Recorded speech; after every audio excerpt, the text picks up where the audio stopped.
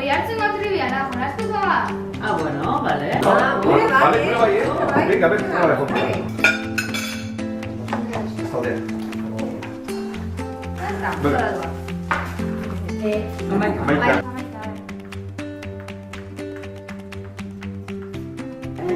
Zer da txantxilla?